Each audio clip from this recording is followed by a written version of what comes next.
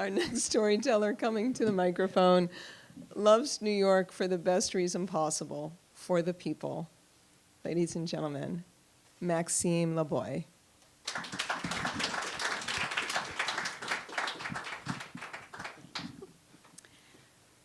Hello, everybody. My name is Max, and I'm a control freak. Always have been, and it's something that my husband has, that's his biggest complaint about me, actually. I worked in the South Tower of the World Trade Center, and 9/11 was a very huge deal, but you know what? I'm one of the lucky ones. My floor was evacuated by the time our building was hit, and we were gone before either of the buildings fell. So I was lucky. I got home, and I was at loose ends. I didn't know what to do. So I took control, and I started to get on the computer, because even though we'd all gotten out, everybody had scattered, and we didn't know if people were actually safe. And it actually took 3 days of searching. You couldn't make any phone calls.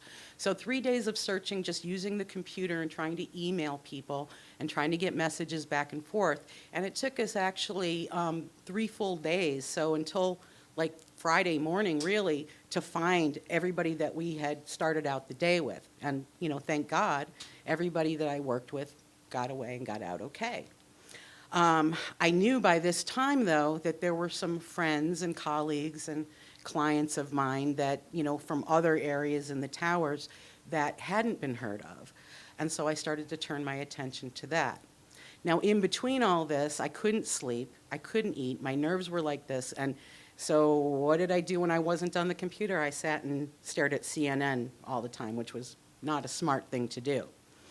Finally, on Friday, one of my neighbors who had been MIA all week, I had heard through the grapevine that she was actually helping out down at the site, so I was concerned, but I wasn't frantic. She finally called me, and she said, I'm home, and I need you. And her voice was just a hoarse croak. And since she lived in the same building, I ran over to see what I could do to help, trying to take control. When the door to her apartment opened, the first thing that hit me was the smell. It's so hard to describe the smell. It was a combination of smoke, mildew, and kind of this rotty funk that I later found out is kind of the miasma that was all over Lower Manhattan by this time. And when I started commuting into the city again, I could smell it even on the FDR.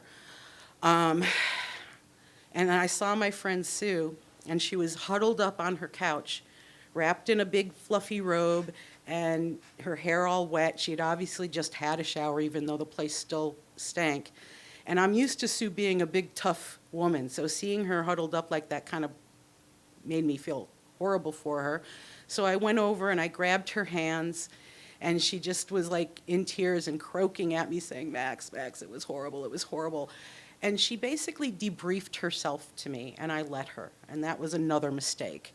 I had seen some awful things on that Tuesday morning, but the things that she talked about that she had seen for the first day that she was on the pile and then later at the makeshift morgue, I just kind of absorbed it all. I figured I would help her with her burden by taking it in.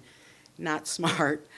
And then on top of that, she started talking a lot of fearful talk that she'd heard from some of the police and other uniformed people, that basically there's bombs being found all over the city, and they were basically, she had me convinced that there were going to be tanks rolling down Flatbush Avenue by Christmas, and in Brooklyn was going to be Beirut. So we decided that we needed to organize our apartment building and try to get ready for war. This is how crazy we were right afterwards.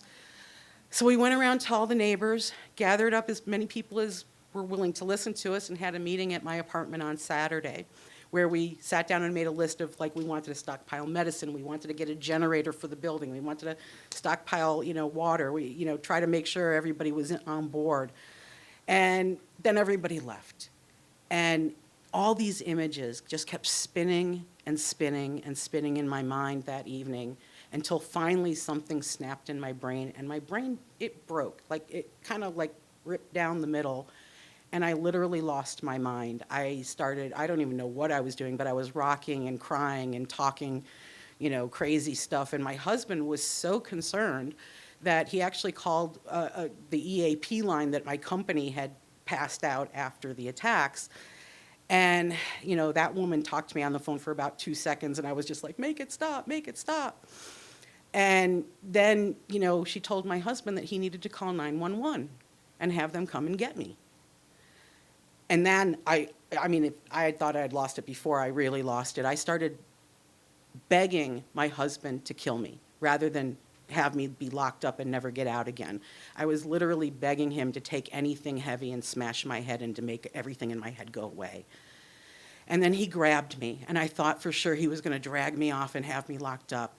And instead, he pulled me into the bathroom, pulled me into the bathtub. We were both fully clothed, and he turned on the hot water and just held me, sat down in the tub with me and just held me.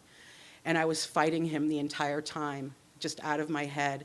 And it took a while, I don't even know how long, but probably till the water started to cool off, and just with the water sitting and hitting me and his arms wrapped around me, I finally settled down, and I realized that I didn't have to be in control. I had always been the one that had taken care of my husband, and I still do. And that was really the first time that I let go completely, and I let him take care of me. And I truly feel that he saved my life that night by taking me into the bathroom instead of either doing what I was asking him to do or dragging me off to get pumped full of drugs. And then the next day, once I was a little bit calmer, I started to seek professional help immediately.